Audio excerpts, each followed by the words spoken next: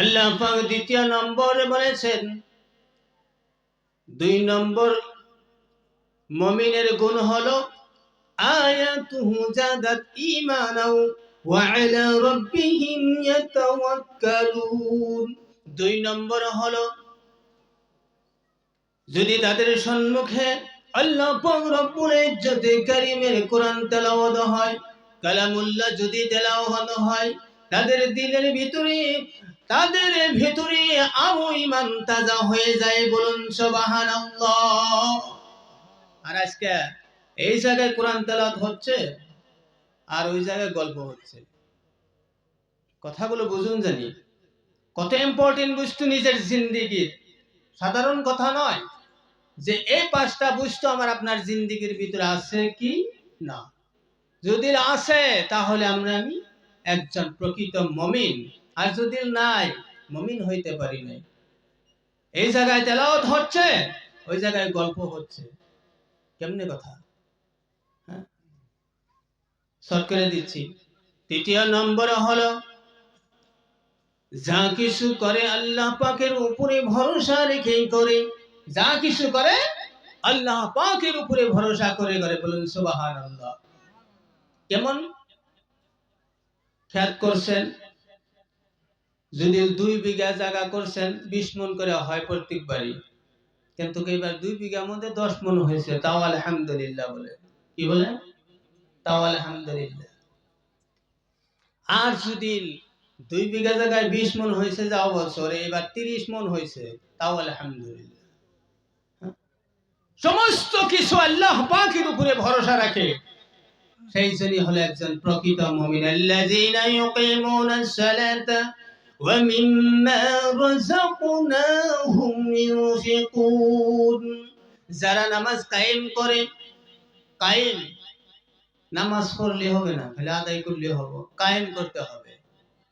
আবার কইবেন যে এরকম কথা, খুশু হিসাবে যদি আপনার আমার জিন্দেগির নামাজ হয়, এই নামাজকেই বলে কায়েম করা। কিন্তু আল্লাহ কইছে পড়লাম, ধ্যান কিন্তু দোকানের মিহি, ধ্যান হলে খেতের মিহি, তাহলে ওর কি বাকারে কায়েম হইল? ওটা আদায় হইল। আদায় বেলেগ আর কায়েম হলো বেলেগ। পয়সা দেখবেন যদি আপনার থান থেকে কেউ ধারে নেয়, পয়সা তো আপনি পাবেনই, 2 দিন আগের পাশে পাইবেনই, কিন্তু দ্বিতীয়বার একজন ব্যক্তি আপনার কাছে থেকে পয়সা ধারে নিছে, যেদিনকার কথা কইছে সেই দিনই দিয়া দিছে, তাহলে যদি দ্বিতীয়বার হে ব্যক্তি আসে, তাহলে আপনি কর্জ দিবেন না গো? প্রায় মেসেই দিব নাকি গো, যে আর জবান ঠিক আছে এক দেয়াতে। আবার যদি ওই ব্যক্তি যদি বা অন্য ব্যক্তি যদি ধারে নেয়, নেওয়ার পরে যেদিন দেওয়ার কথা আসলে ঘুরাইতে এক কর্জ পয়সা নিজের পকেটের পয়সা, সেই ঠান্ডার মধ্যে যায় ধরা নেবে, নহলে যাইব আবার রাম দিয়া কামলা দিবেন নিকে। ঠান্ডার মধ্যে যায় ধরা নেবে যে পয়সাটি দাও, এতদিন ধরে দাও না। কিন্তু দিতে দিব না নাই গো, দেওয়াটাও দিব, কিন্তু ওই দেওয়া হলো আর একজন ব্যক্তি যেই কথা মতো নিছে সেই টাইমে আইনা হারাত দিয়ে আপনার পকেটেই তুলে দিছে, তাহলে পার্থক্য কিছু দেখা যায়? এই হলো পার্থক্য নামাজের। খুশু নামাজ আর হলো এই দোকানে থাকা নামাজ এক হবে না। এই কারণে বলেছে আল্লাযীনা ইউকিমুনাস সালাতা ওয়া মিম্মা রাযাকনাহুম ইউনফিকুন। যাই হোক, আমি অন্যদিকে আর যাব না। আর মালকে যাকাত দেওয়া, হ্যাঁ, এর ভিতরে ধরেন হাদিসও আছে, কিন্তু সভাপতি ইঙ্গিত দিছে যে শর্ট করে যা হোক আমি যা কিছু বললাম, হ্যাঁ, আগামীতে আল্লাহ পাক রব্বুল ইজ্জত কারীম আরো বেশি বেশি কোরআন এবং হাদিসের দ্বারাই বর্ণনা করার জন্য আল্লাহ তাআলা তৌফিক দিক।